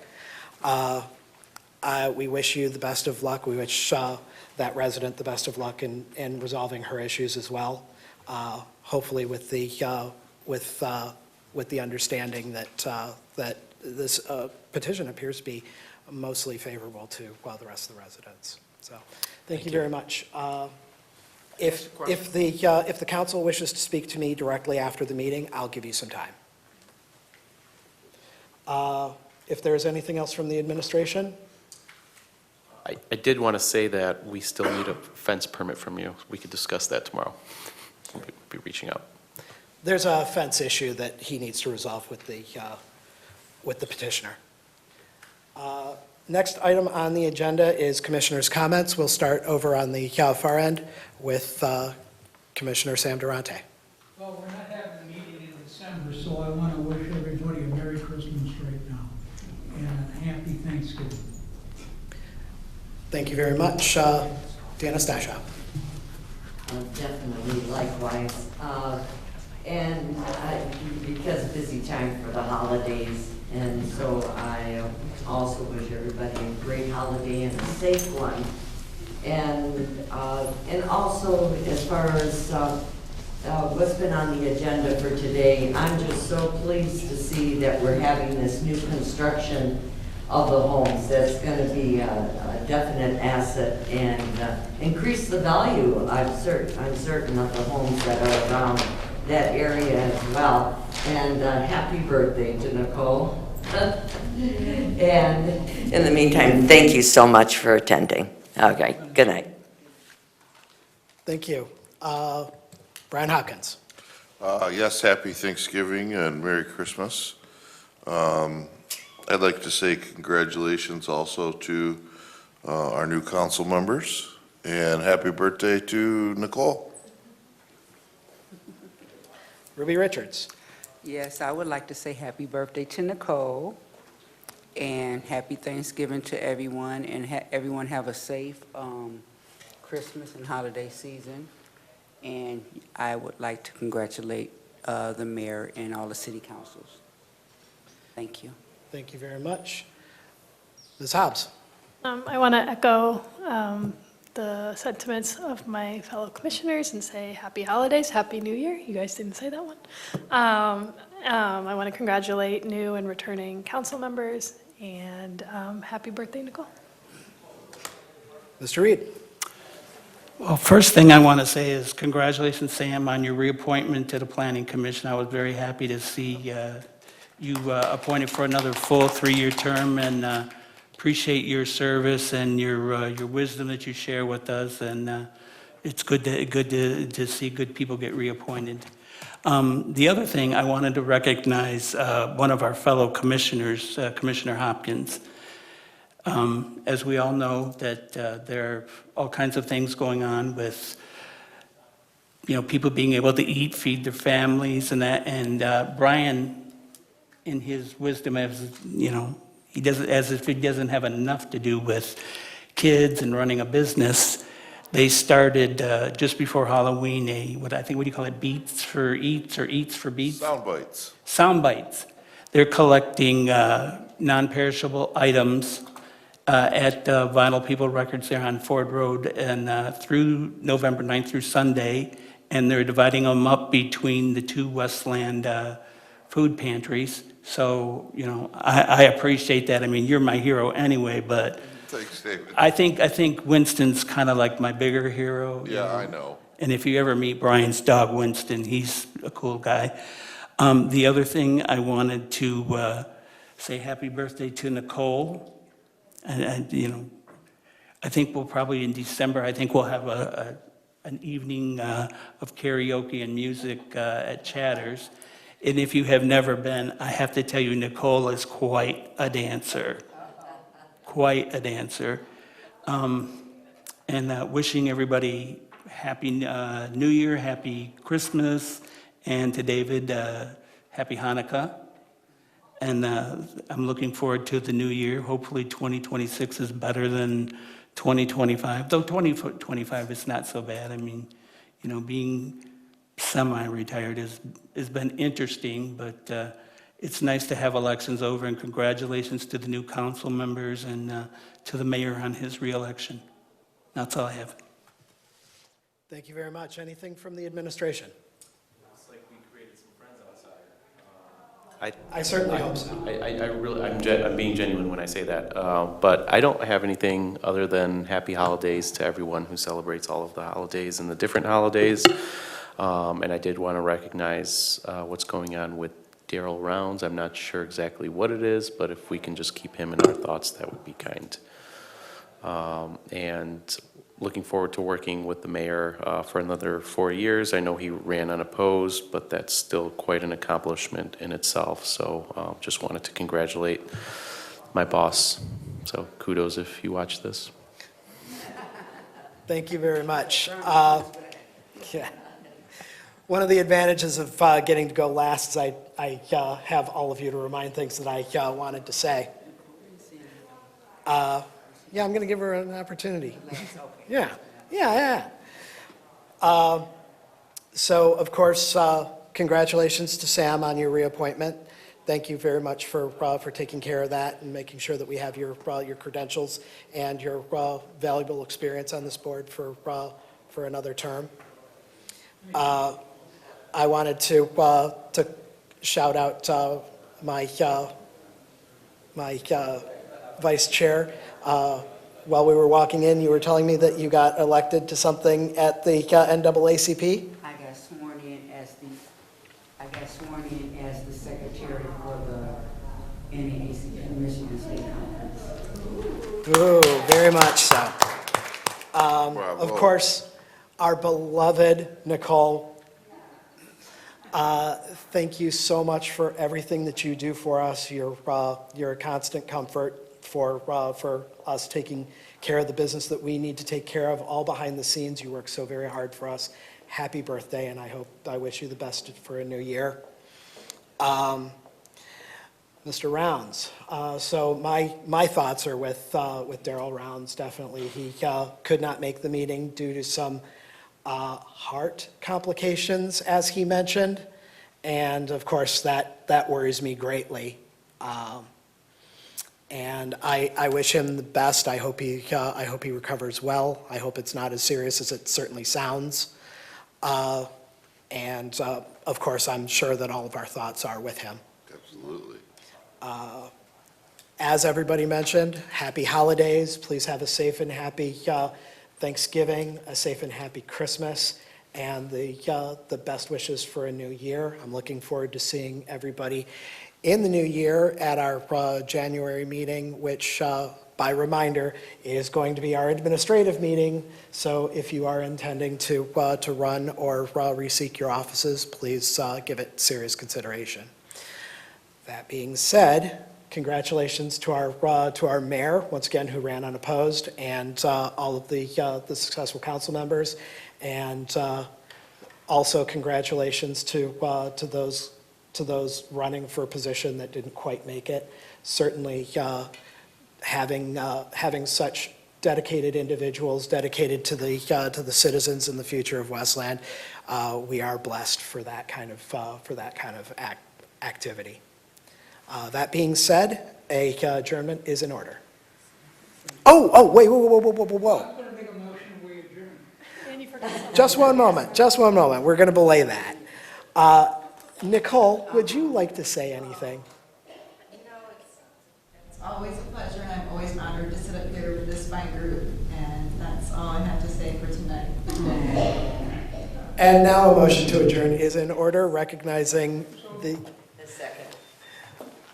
Motion to adjourn has been moved and seconded. All those in favor, please indicate so aye. Aye. Please indicate so nay if you'd wish to stay. Hearing none, we are adjourned. Thank you very much, everybody.